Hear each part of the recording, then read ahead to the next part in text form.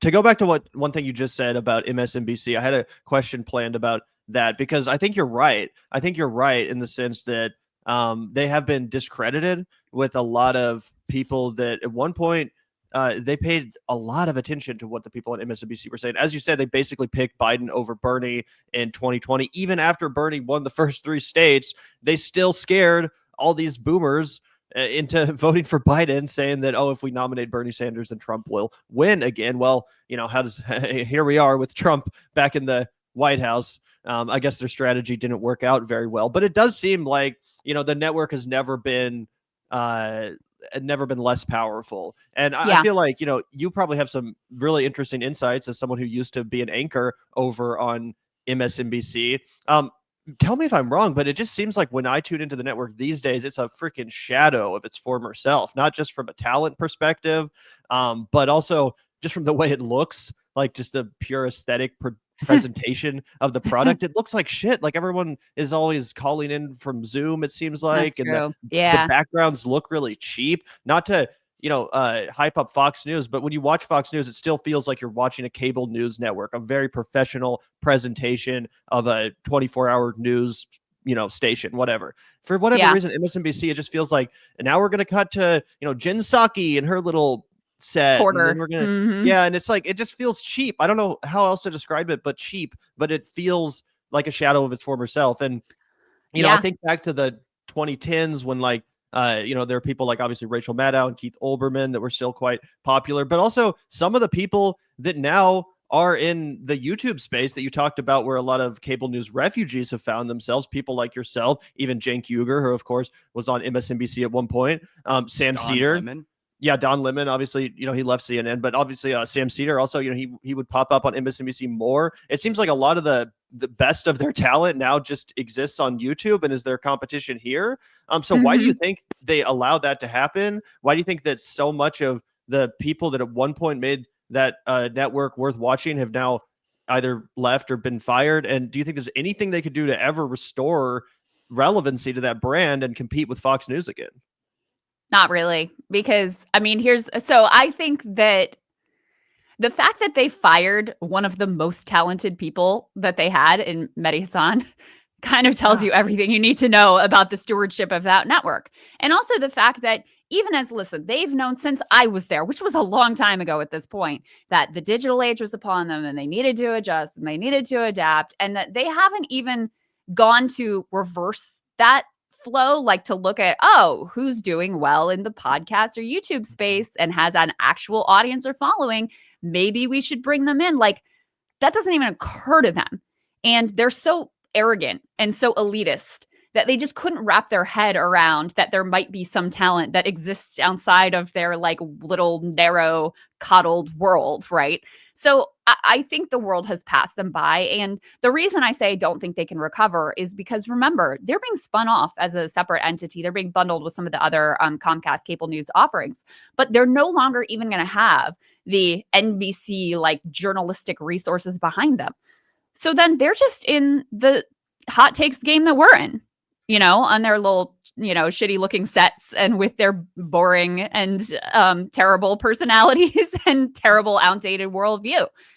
They were told that this spinoff would be a quote unquote, like a well-funded startup. There is no startup in the world that can afford the kind of salaries they're shelling out for Rachel Maddow and Joe and Mika. I mean, I think Joe and Mika each earned like $5 million. That's not... Dude, it's crazy. It blew my mind. We were reacting to Cenk on Don Lemon, who I know is from CNN and not MSNBC, but he's fresh on my mind. I was speculating. I was like, he'll probably make about as much money on YouTube. He's a big name. He's a handsome guy. He's well-spoken. And then I realized how much money that dude was getting paid from CNN. What was he getting? 3-year, $12 million. I was like, holy shit, Don, you are just, why are you working, dog? Did you make bad investments in the stock market? What the You would not, and that's you would not hear from my ass ever again if I had $12 million. You would be like, what happened to that dude with the one YouTube channel? No, that would be me with $12 million. I don't actually believe you. I think you would still be here for the love of the game. But it's a fun joke. Don just wants to keep seeing himself on the camera. He's probably perfectly fine financially. And same thing with Cuomo, whatever. But you're right. Like, the basic economics of it just don't make sense anymore. So I think that their ideology has failed. I think their business model has failed. I think they're being, sold off and will probably never, they will never again reach whatever cultural power they had. That's not to say that they're like, totally vanquished at this point, etc. But they're on the downward trajectory. If you look at the average age of their audience, it's like, it's really old. Nobody new was showing up there to watch that at this point. And you saw they brought Rachel Maddow back in for the first 100 days of the Trump administration, which really felt to me like a very desperate move. The fact, first of all, that you don't have any internal talent that you're like, all right, this is the next hot thing and this is going to be our new breakout star. When was the last time that they had like a new, internally cultivated breakout star? It's been, I don't know, maybe Kornacki was like the last one who really blew up, or maybe Chris. I mean, we're going back years and years now. And so that to me felt might be the last guy that you would actually find regular people on the street who would know. And even then it would would know. Yeah, right. And so I think that's a testament to, the failures within that organization. But bringing Maddow back to me just felt very desperate, because they're like, this is the one person that maybe the audience still trusts. So whatever money we got to throw out, or whatever we got to do, Alex Wagner, sorry, goodbye. You're going out to the field to report on like Trump supporters in Iowa or whatever. We're going to put our lady back in at 9 p.m. and see if we can recapture some of the magic. But I don't think that they, I don't think they have anywhere to go from here. Yeah, I kind of agree with that. And I think that it was almost comical under the Biden administration, because we already knew that it was a propaganda outlet for the Democratic Party. But under the Biden administration, their only hires were literally people from the Biden administration. Yeah, like freaking Jen Psaki and Simone Sanders. Those are like the two freshest faces on MSNBC, and they're both directly from the PR department of the Biden administration. So it's not even, they weren't even trying to hide it anymore. It was just like, yep, this is where you tune in to watch the Biden PR hour and hear us talk about the same shit over and over and over again. And again, part of me is like, let's celebrate. Of course, MSNBC is dog shit. They're in many ways responsible for the loss of Bernie Sanders in 2020, but I also think it's kind of a sign of how much the right has won, that we're entering an era where there's Fox News and no real competition, nothing to balance it out on the liberal side at all. I mean, no, that's true. Yeah. That's it. I mean, that's the very large downside, is at least MSNBC was reliably anti-Trump. They were also, I would say their two primary projects were being anti-Trump and defeating the Bernie Sanders wing of the party.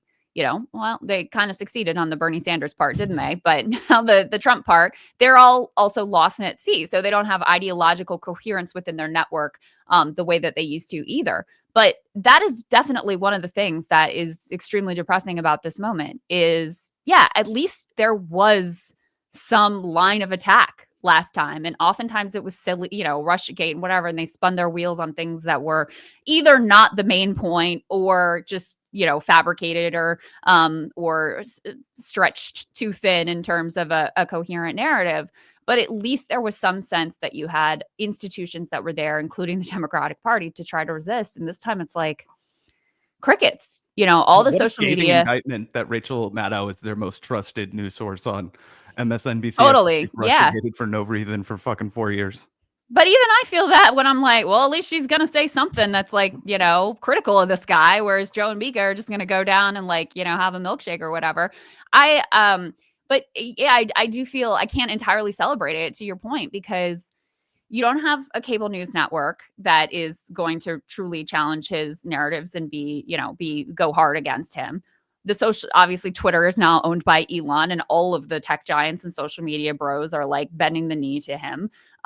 Corporate America, obviously completely. I mean, these are not people that ever should have really been allies of the left and were never allies of the left. They were quite adversarial. But this time it's like, where is anything that you could see as coalescing in opposition to him? And so far, there's so much bending the knee. There's so much capitulation. There's so much fear. There's so much cowardice. There are, examples that are contrary to that. There are a few people who have been really courageous. I think AOC has been good in this moment. I obviously think Bernie Sanders is, typically really good, and it has been good in this moment.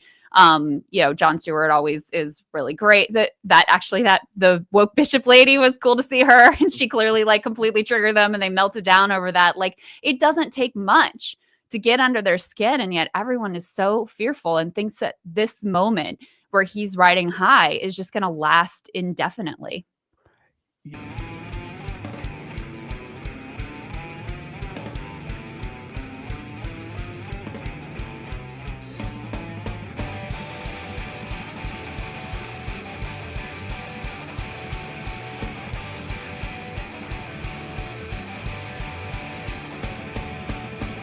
Look out the door if you hear an ambulance. The Vanguard will be